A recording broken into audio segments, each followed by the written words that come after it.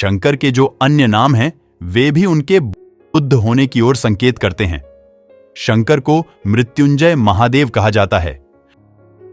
गौतम बुद्ध एक भिक्षु तथा बौद्ध धर्म के संस्थापक थे। उनका जन्म राजा शुद्धोधन के घर हुआ था। एक दिन जब वह अपने राज्य में पीड़ित लोगों से मिले तो उन्होंने एक राजकुमार का जीवन त्याग दिया और सत्य की खोज में एक सन्यासी का जीवन अपना लिया। इसके बाद उन्होंने बिहार के बोधगया में बोधि वृक्ष के नीचे ज्ञान प्राप्त किया।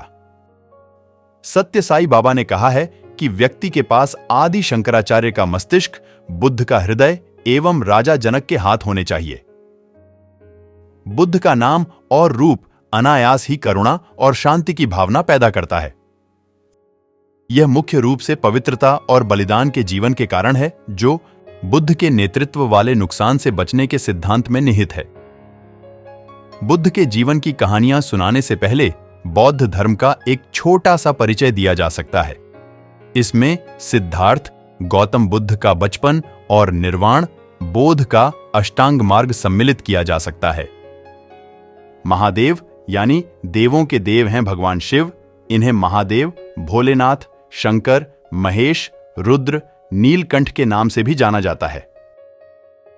हिंदू धर्म के प्रमुख देवता हैं भगवान शिव। इनकी पत्नी मां पार्वती हैं जिन्होंने दुर्गा का रूप लेकर कई राक्षसों का वध किया है। भगवान शिव से ही साधना और उपासना की उत्पत्ति होती है। इसी तरह गौतम बुद्ध विश्व के प्राचीनतम धर्मों में से एक बौद्ध धर्म के प्रवर्तक थे। उन्होंने भी कई वर्षों की कठिन साधना के बाद ज्ञान की प्राप्ति हुई और वे सिद्धार्थ से भगवान बुद्ध बन गए।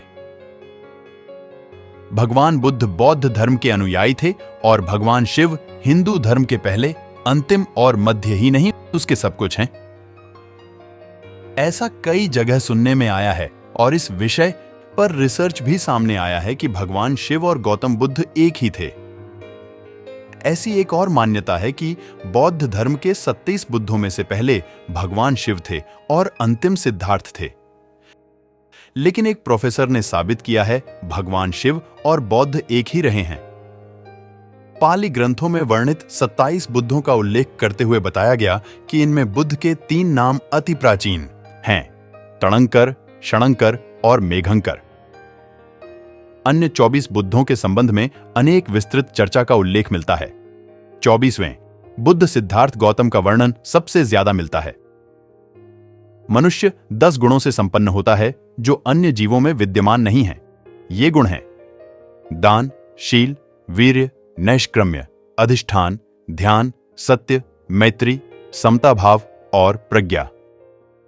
जो इन गुणों की पराकाष्ठा को पार कर लेता है ऐसे व्यक्तित्व को शास्त्रीय शैली में बुद्ध कहा जाता है।